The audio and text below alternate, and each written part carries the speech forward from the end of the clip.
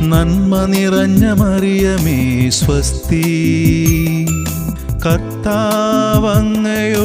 കൂടെ സ്ത്രീകളിൽ അങ്ങ് അനുഗ്രഹിക്കപ്പെട്ടവളാകുന്നു.